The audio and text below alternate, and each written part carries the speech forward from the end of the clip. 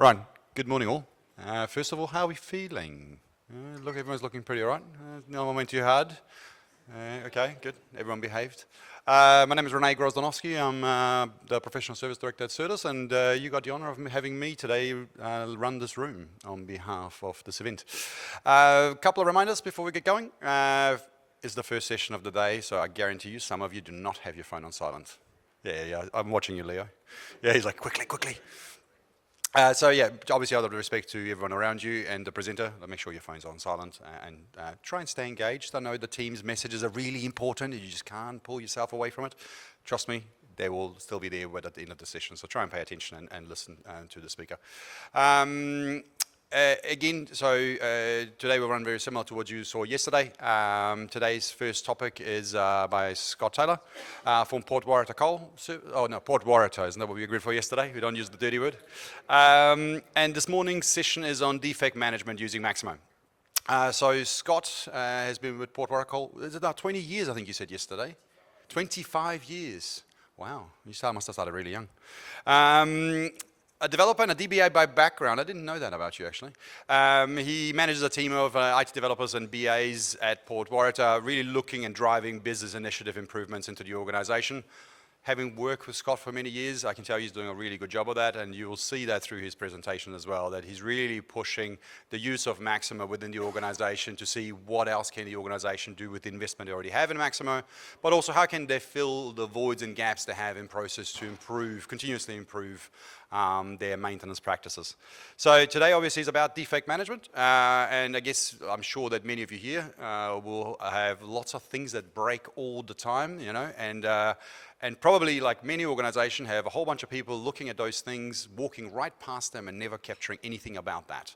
And that thing will remain broken. But one of the key things, even if you are capturing the defects at the moment, is often, well, there's not enough information to be able to do something with that. And so the question becomes, well, how can we introduce processes that allow us to capture the right information in the field that allow us to identify what should we do with the defect that's been raised, when should it be rectified, what is important, what is not important, what is noise. So anyway, I'm not the expert, Scott is, so I'll hand over to him.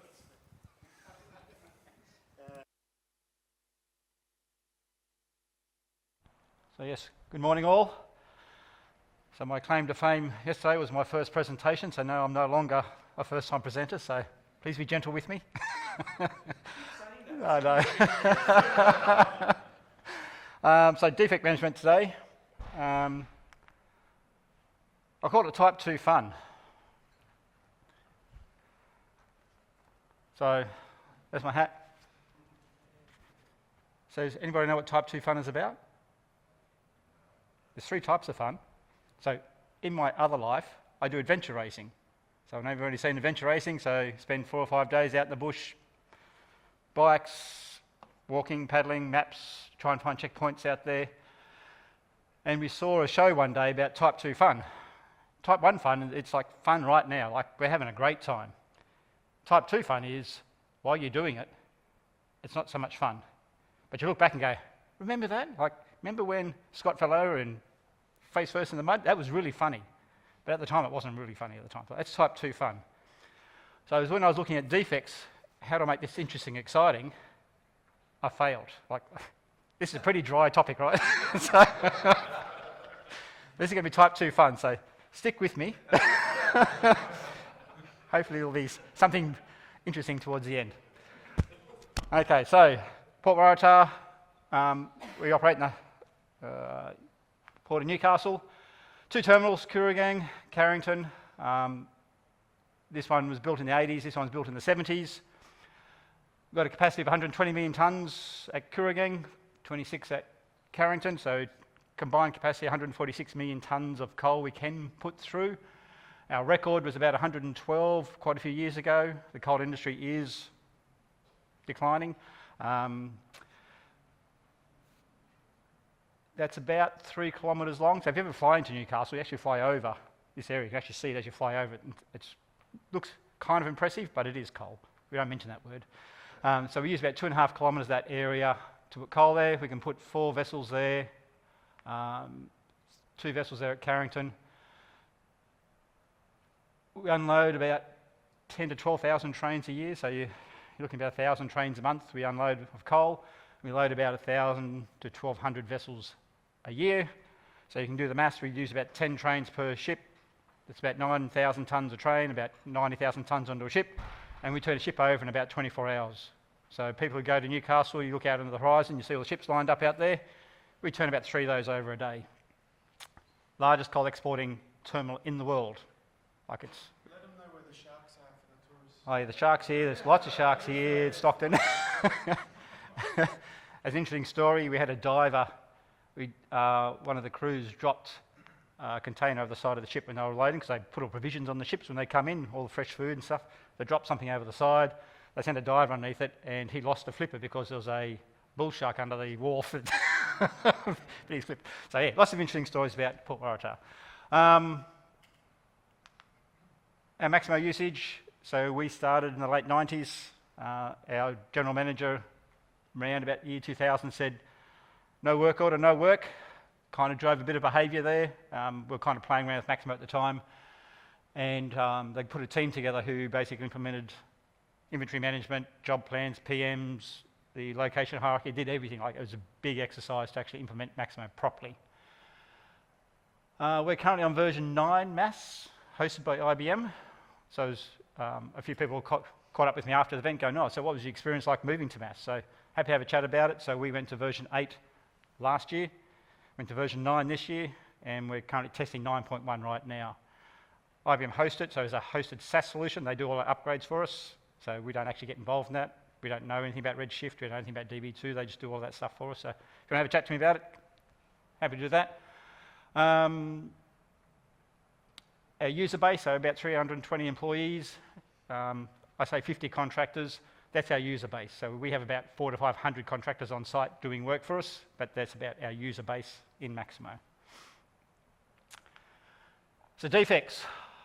So as I said, Carrington was built in the 70s, Kooragang built in the 80s, so I've got some pretty old equipment in there. So we recently, about 2 or 3 years ago, we replaced the ship loaders at Carrington, so they were about 50 years old. And as things age, you find a few little cracks, defects, bits of rust, bit of corrosion, that type of stuff. We operate in a very corrosive environment, so we're obviously near the ocean, salt water, coal is very corrosive. Our biggest protecting thing in our site is paint.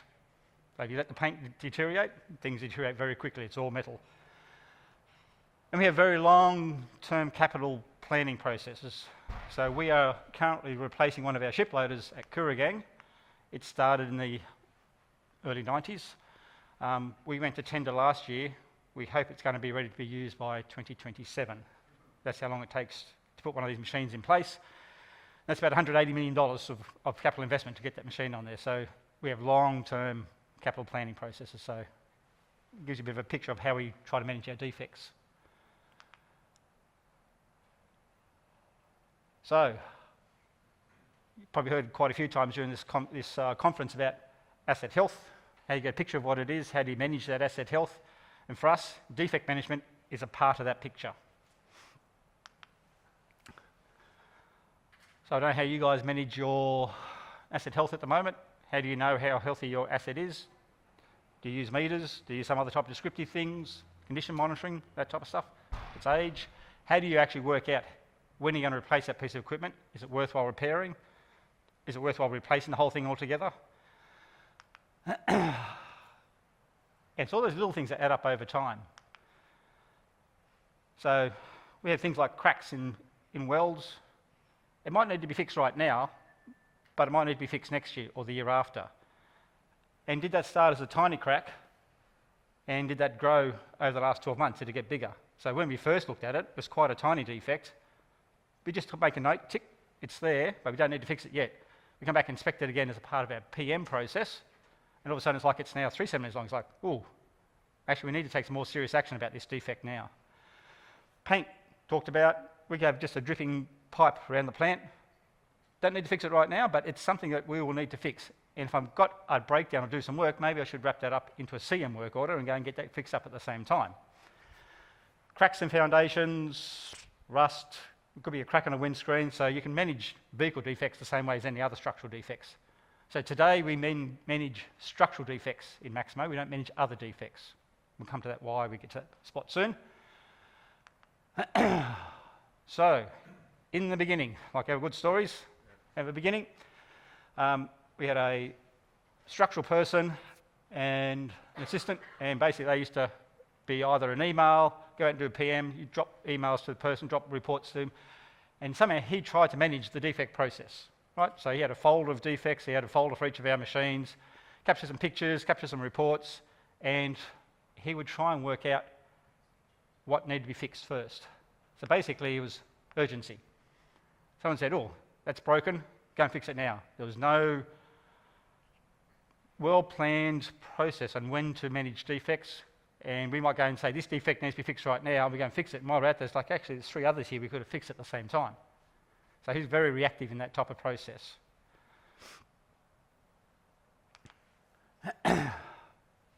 When the structural person went on holidays, everything broke, right? Because he had the process up here, he managed the whole process, no one else knew what was going on, so become a very critical person in our process. And having an organisation which turns over $300 million, having one person which can bring it to a halt, is not a good spot to be in. Very active, had no reporting whatsoever. You go and talk to him, he'd tell you what was wrong, what was urgent, but he was the only person in charge of it. There's no tracking of defects over time. Right? We just had a picture of it at that point in time. So, I said what was good or bad. So we actually had one of the contracting companies that did our defect investigation said, we'll build you a custom-built system. So I'll put a question mark whether that's good or bad. So they had kind of invested interest in doing that. They did drive a better process, right? So we actually had a process of putting defects into a system. It was a database at the back end, and it comes with some reporting. So it actually fixed some of our issues. Wasn't integrated with Maximo. So defects went to here. We'd do our CM work orders in Maximo. You have to remember to go and close the defects. Sometimes you wouldn't do that. Sometimes you actually close the defects, not actually put the work order in. So actually getting those 2 systems working is not great. Still only had 2 people access the system, so no one else could go and see what was in that system. And still couldn't track defects over time. So, about 2011, we bought the HSE module and implemented defects as a part of that process. So, as mentioned, I think, in one of the talks yesterday, the HSE is an add-on module, and defects come with that. It's not a part of the core Maximo system. We revised all our existing processes at that time, and we actually provide access to our maintenance teams. From 2011 till about 2018 or so, 2019, we had a lot of people who took over the accountability of the maintenance defects in our organisation. So the first process was put in by the first structural person, and then the next person said, that's good, but I want to make a slight tweak here. Then the next person said, I want to make a slight tweak here. So all of a sudden our data, you could actually tell by the age of the data who was actually was in charge of it. It wasn't really a documented process. People just kind of changed it as they thought it should. So that introduced some inconsistencies in the data, so it made it a little bit difficult to report. So now we actually did have an integrated system with Maximo. So all our locations and assets and all our defects are linked to it, so that was quite a win for us. The processes were improved again, so we went from a 1-person, 2-person process to a Maximo system now where a lot of people had access to it. And we also tracked the life cycle of defects. So that little crack, we could actually revise it, get a new revision of it, so you can actually see it change over time. And when we closed a work order, actually closed the defects. So you actually get a nice integration between the defects and what was fixed at the time. What happened, so in our defect database today, we have about 20,000 defects. That's a lot. So as the defects are going into our system, we didn't actually say, so went in as a new status, then is it accountability of the maintenance team to fix it? Did it need to go to the structural engineer first? Did the structural engineer actually do the design work? Did we actually plan it? Is it scheduled? So we've got this bucket of defects in the system, but there was a lack of accountability. Who was looking at defect number 42? Who's accountable for defect number 68? It's like, whose bucket was it in to actually address? So we had that problem. We had a very pretty dashboard. Right, it looked great. But the new engineer who come on board going, but what does it actually tell me? right? It didn't actually provide useful information. We customised the defect application to be structural specific. So we didn't worry about types. The only things that went into this database were structural defects. The users weren't happy with the lifecycle tracking. So we had a defect number, 42. We would revise it, link it, and that would be defect number 168 now. People go, hang on a minute, but it was defect number 42. It's like, it's the same defect. It's just got a different number now. It blew their minds, right? That was just way too hard for them to understand that it was the same defect. You could go into the related records and see it, and see the previous one, and they couldn't handle that. We need defect number 42 to be defect 42 to the end. We don't want to change that number. So they weren't real happy with that.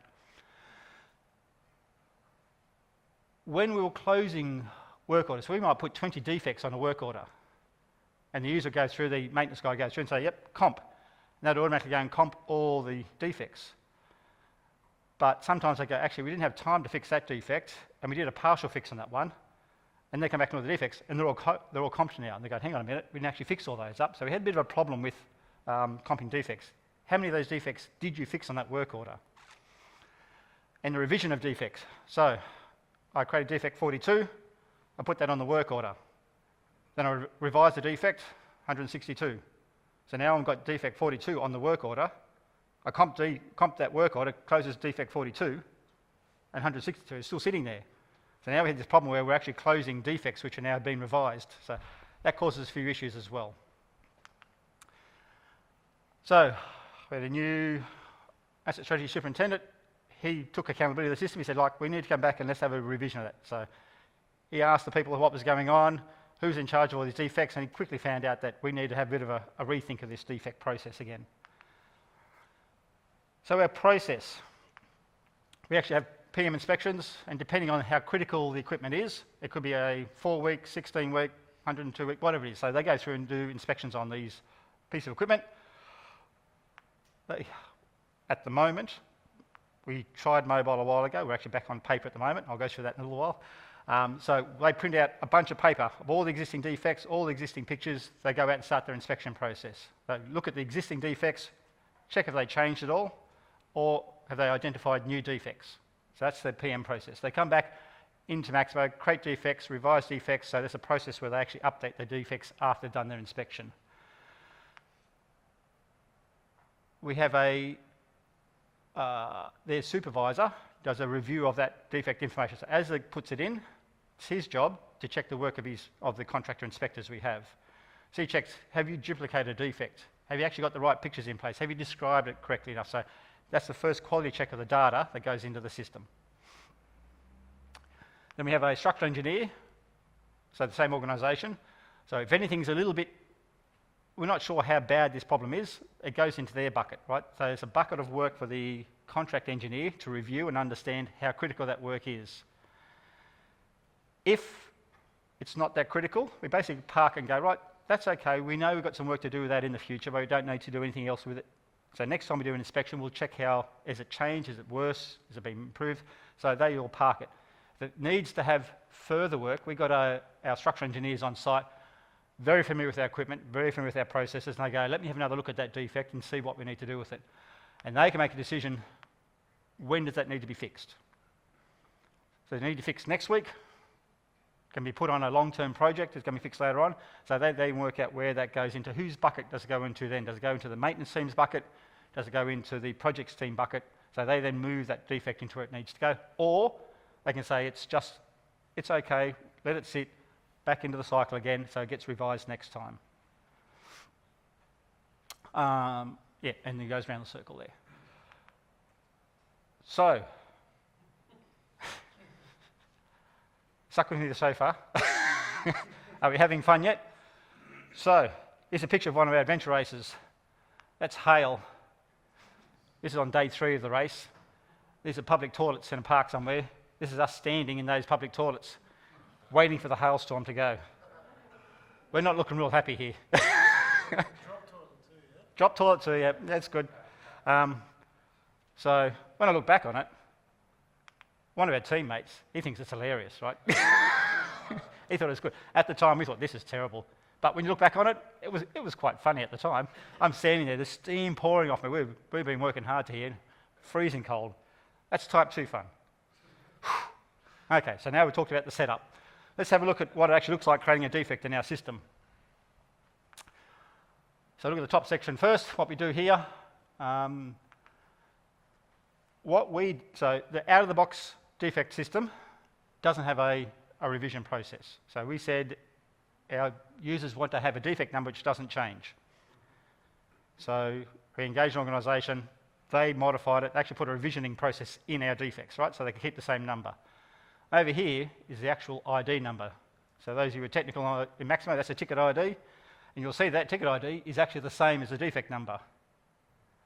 When I revise it, I get revision number 1, that number will change, that number doesn't.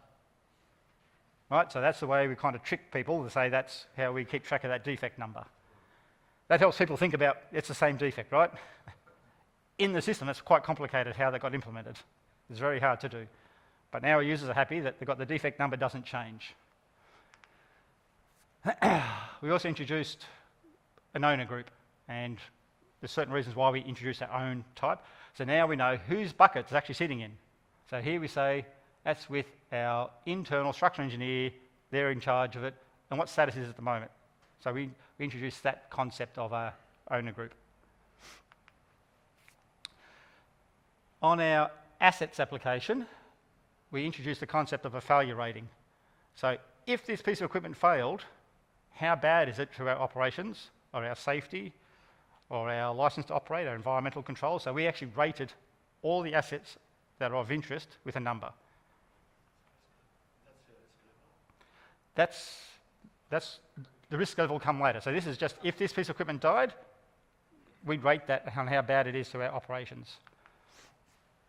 So now we get our accountability, and users are not happy with the lifecycle tracking. So we fixed both those issues with that change, or those couple of changes. So we have also moved away from just using the asset application to be structural. So now we use the classification structure. So defects, structural. We'll introduce other types of defects in here. We'll have rail, we'll have vehicle, we'll have water, we'll have other types of defects. So there's the types of defects that we have. So defects are now classified, and what we capture about it depends on the type of defect it is. So just using the standard classification attributes of Maximo to determine what information we need to capture about that defect. The information is important for our structural engineers and also for our maintenance planners. So once the defect says we need to do something with it, they get an idea of where it is, how bad it is, where it is on the plant, that type of stuff. So it gives us that information. So now we've got rid of the customization to be just structural defects, right? So now we're making it much more generic. Yes, so to answer your question, so our assets have a failure rating. The attribute defect rating, so when I go and check that, so we might have this piece of equipment, this structure, 3, and then for each of those types of defects, we then give it a rating. So if it's a foundation which is cracked, if it's a steel which is corroded, this type of description here helps the inspectors work out how do you rate that. So an A, B, C, D, or E. So A is like critical, it's bad, it's about to fail. E is like, it's okay. So those questions there, or the answers there, are determined by the classification we use. So these ones here. So those are dependent on the type of defect. And what that does, so the 3D gives us our rating of how bad we think that defect is. That's default, out of the box, that's what we did with no one actually reviewing the defect. So that's our standard defect matrix. That's how we come to the rating of that particular one defect on its own.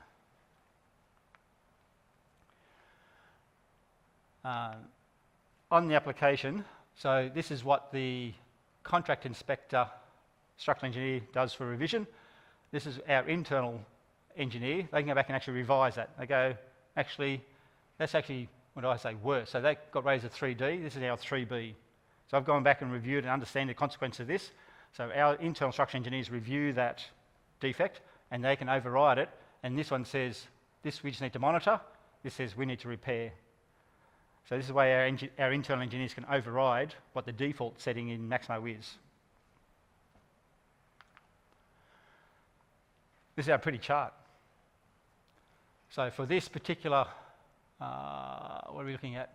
K078. So this is one of our ship loaders. This is how many high, medium, moderate, low. It tells you how many defects have changed over the years. But as a maintenance person, what do you do with that data? Like, it's pretty, it tells you there's problems, but there's nothing much you can actually do with that. So that's, when I looked at it, I thought, wow, that's really good. Then our new engineer come on board and he's like, well, what can I do with it? Doesn't tell me what I can do, what I need to focus on first, all that type of stuff. So that's one of our pretty dashboards we got created from it. So we haven't fixed that one yet. That's coming. So the bottom part of it, so after you've recorded the defect, what's it actually about? So actually give just a description of what it is, and nothing's better than having some photos. So this is basically just, this is the attachments in Maximo. We just put it on the screen so they can just quickly click on each one on the main screen, just making it a little bit easier for our users. If you look at each photo when it's on its own right, it's actually hard to get a picture overall what the defect looks like. So we introduced this little button here, which pops up a new window in Maximo, and that gives you a list of all the photos there. So you can just blow it up, have a look at it, and even though we put back there before, it was on leg 5, it's on the top beam, whatever, the guys will actually go and get the diagram and actually say, this is where the actual defect is. Here's the pictures of it. So each defect has about 3 or 4 photos to give them an idea of what the defect looks like. So a structural engineer opens up that, he can look at the photos, he looks at the description, looks at the rating of it, so it gives him an idea of, do I need to do something with this now or not? When it goes into the bucket for our planners, they can also look at that and go, right, what does we need to happen for that piece of work to be fixed? So yeah, given that context, the description and all the photos together gives them a good idea. They don't need to go out and actually look at themselves. That's what our inspectors, their job is to make sure they get good quality photos, tell our engineers and maintenance planners where the problem is and what needs to be fixed. So on the related records tab, so here is our revision process. So this one's revision 0, this one's revision 1. So this is just linking you can go back to the previous revision of it and look at the photos for that one as well, so you can follow its history through. And some of our reporting also does the same thing. So you run the report now, what did the previous revision of that defect look like? So you can see that on a report, see all the photos there together. How quickly has this deteriorated? And also we have our work orders, our related work orders on here. So we have PM work orders, go out and do inspections. And you'll see this is quite an early work order number, so this one would have created the initial defect. It's probably been reviewed again, nothing happened. We got reviewed a second time, that's what would have created this new revision. So this just gives you a list of the PM work orders where the inspections happen. When time comes to fix it, we actually create a work order type of engineering activity, and that's where the structural engineers go and book their time to. So we could have contract engineers, we could have our internal engineers, we create a work order, the defects linked to that work order so we know whose queue it's in and what they're doing with it at that point in time. The EA work order also has all the information about how to fix that defect. Not on the defect itself, because the defect can be revised, but the work order itself has the information about the fix process. And then when the CM work order gets created, basically it says it's underway, right? We've got work planned to go and fix that defect. So now we've created a defect. You still with me? Still got a bit of time? So this is us carrying our bikes through the mountainside, where bikes are not meant to go. So these bikes are now loaded up with tents, first aid kits, clothing at about 30 kilos, make us hike through the bush. Wasn't sure if this is appropriate or not, but we have to walk through lots of streams. This is us stripping our clothes off, walking through the streams, because there's nothing worse walking in salty, wet clothes at the end of it. So we throw our clothes in the pack, walk through the water, get the other side, put our clothes back on again. You look back on that, it's hilarious. We've got photos of us running around and nothing on, but at the time, this is cold and miserable. Hated doing it. That compass is about 15 centimetres long. I won't tell you where that leech come from, but it's not pretty. We look back on that, it was funny at the time, but when you're walking there with a leech hanging off, it's like, ugh. And yes. This guy, so this is an international race. This is an American guy, he tasted Vegemite for the first time. We thought it was funny at the time. He didn't think it was funny at the time. Okay, correcting defects. So how do you know which defects to fix now? So there's no magic formula to this, right? It's dependent on each business, what they need to do to fix it. How do you work out which defects for your organisation to fix now? So for us, to fix safety, fix it right now, right? There's no delaying it. Our licence to operate, we have very strict environmental controls where we work. If we don't fix those, it could actually stop our business. So we go and fix that. They go straight to the top of the ladder. Don't wait for it. Go and get them fixed. Our other key factor is throughput. So if it's going to stop us actually moving coal, we need to go and fix that straight away. Defect timeframe. When's this defect going to actually, when do we think it's going to take effect? Is it next month, 6 months, next year, 2 years? So when do we plan that type of defect? Where's the life cycle of that asset? Are we going to replace that asset next year? So let's not fix the defect now. Let's just replace a piece of equipment later on and just ignore that defect. So the defect would say, this is not to be fixed, it's going to be replaced. If you did another inspection, it's about to fail tomorrow, that might change it. Do we have the internal capability and capacity to fix that now, or do we actually need to go to tender, get the contracts in place? So it depends on how big that defect is to how much time it's going to take. Our maintenance planning cycles. So we have our planned work for the next 12 months pretty much out there already. So we have defined outages for each piece of our equipment cycled throughout the year. So can this work fit in that work budget, capability, capacity, all that type of stuff? If not, we have major project outages. We have about 2 or 3 a year. Can this work fit into that one? So we don't have to use our internal resources. We have projects who go and do major corrections on our equipment. If it's long-term enough, we have major projects. We've got an outage at the moment, which is 2 months long, fixing one of our ship loaders. There's a whole lot of, they'll fix 100 defects in one go, plus replace it's major projects. So can we fit that into that? So as our planning cycle, we think this defect's going to cost $1,000, $10,000 to fix. Can it fit inside that budget? Can it fit inside that capacity, the capability of that project team? So we try and put those defects into buckets where they can be fixed, and then we monitor them. So on the defect, standard out of the box, create work order. That was still hard for our users because they had to change the type. It's like, oh, it blows my mind. So we actually said, let's create 2 types. Engineering assessment, so it goes and creates a work order, does the linkage, sets the type right, they can go and then fix it. They complete the work. All the fix information goes onto the engineering work order. If I'm going to do a single defect fix, create a CM work order. That's the 2 options I got out of that system. Only the engineering people can do that. The inspectors can't. They can just create defects and revise them. If I've got a major project, so this is a CM work order for a project. So defects are tickets, so it ends up in the related service request buckets in work orders. So we put class of defect, we put the equipment prefix in here and list all the defects up.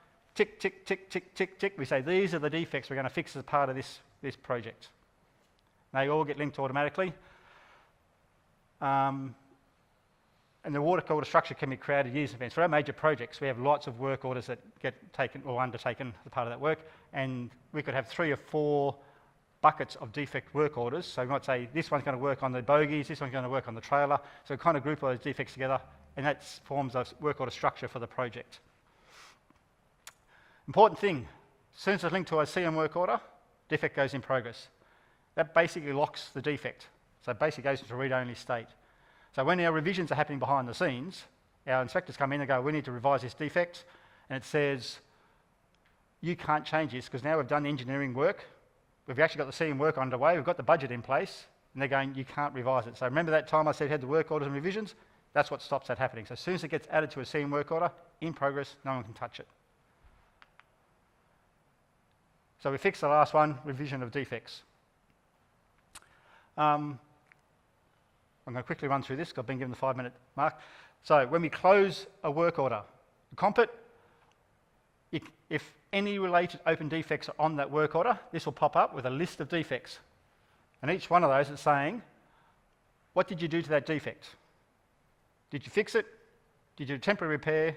Or didn't you get to it? So for the person closing, they have to go through each one of those defects and say what they've done. The ones that we didn't fix, back into the pool. Ones that get temporary repair, structural engineer, they do another assessment. How bad is it now? How long can it last? and if you didn't touch it, yeah, repaired. So that's what we do as a part of that process. So now we fixed the other issue where we know the person has to explicitly say for each defect on a work order what they did with it. So now we've got a standard process. It's whoever comes in now doesn't just willy-nilly change the process. This is the process everyone follows, right? If you want to go through and change that process, it's a change management exercise. Take our people through it, but it's nicely documented now. They're the people part of that process. Reporting's coming soon.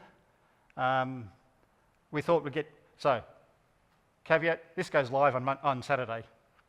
So, we've got people here who are going to put that in.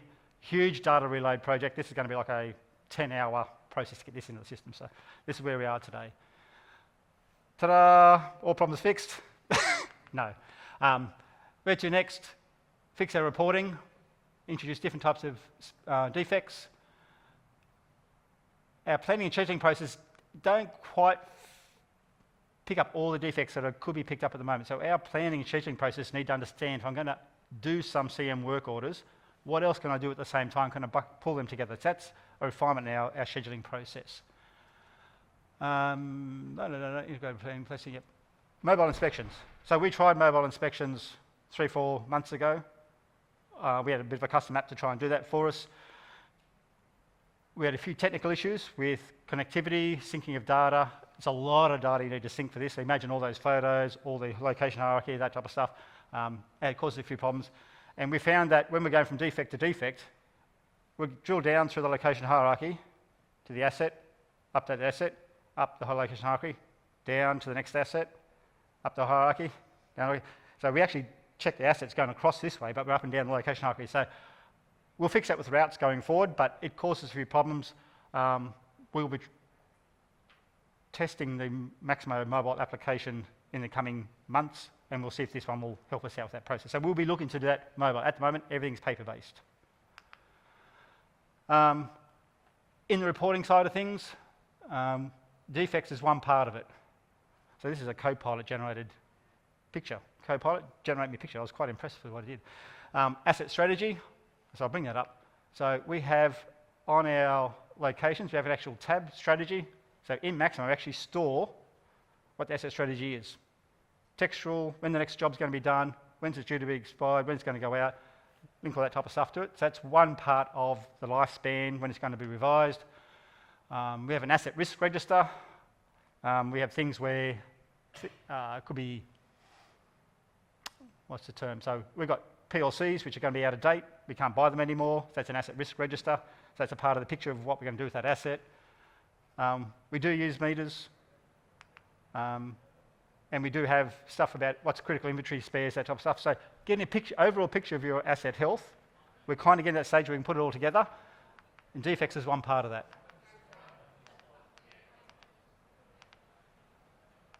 So, with your defect management, understand how you're going to manage them, right? Because you're going to collect them quite quickly. What's the process you're going to use to manage them? Don't wait for the perfect process. It's not going to ever happen. Make a start, revise as you go on. Try and keep it as simple as possible. Don't make it perfect. And now we're happy. We've got probably 1 minute.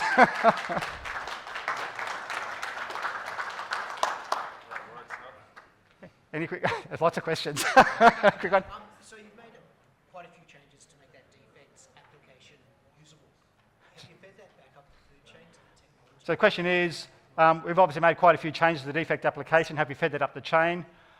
We haven't. Our person wanted to make the change quickly. It's probably worthwhile putting that up the chain about revisions, that type of stuff. So we haven't done that yet. It's a good point. Yes? I noticed like it's still very manual in terms of identifying which defect, like where it actually is. Yes. I thought we put into like, GIS coordinates. Yes, mobile, click, drill coordinates, all that stuff. So we did do that with the previous mobile client. Actually gave the GPS coordinates, tell you right where you were. So that's definitely on the path. Even better with BIM. Even better with BIM, yes. Right, to get BIM in place, yes. So when the inspectors were uploading the photos of the defect and the overall map with the markup, was the map associated with the asset or was it stored in a tablet so that person can draw on it? So it was a diagram of the defect where it was attached to the location in Maximo, or the asset Maximo. No, it's not. They actually printed it out and they drew on it and put it up on the system. We do have a drawing management system which is integrated. That only happened in the last 6 months, so we'll look at doing that in future. Before you put in the revision kit, was there an explicit parent-child relationship between the So before we did our revisioning process, so that was done by related record. So when you say revise the defect, it created a related record, not a parent-child. So we had lots of related records together, not a parent-child. Correct. So it's like a follow-up work or that type of stuff. One quick question. Yep. Away from the safety, the defects that has actually consequences on safety, I agree with you, prioritize and get them first. But away from this, how do you actually prioritize the defects? So away from the safety side of things. So every defect's looked at in the context of. Let me clear the point more. You relied on here for the asset failure rating, right? Yes. But it could be actually the defect out there are even high consequences, but it's still unlikely. Yes. Then how do you deal with it? The here doesn't reflect. So one is the criticality, the one is how bad it is right now. So we had the rating from A to E, so the question is, suppose, how do we rate it when it's likely to happen, the consequences of it, that type of stuff. So that's the risk matrix, and it's still very much dependent on the person to make that correct judgment. It's not automatic. You have a default setting, but the engineer needs to do it. We'll need to wrap up. Sorry about running over, so thank you very much. All right, well, obviously that was a very engaging session. I'm sure Scott will be around all day, so if you want to go catch him a morning tea, I'm sure you'll be able to fill out any more blanks you've got in terms of your questions. Thanks, Scott.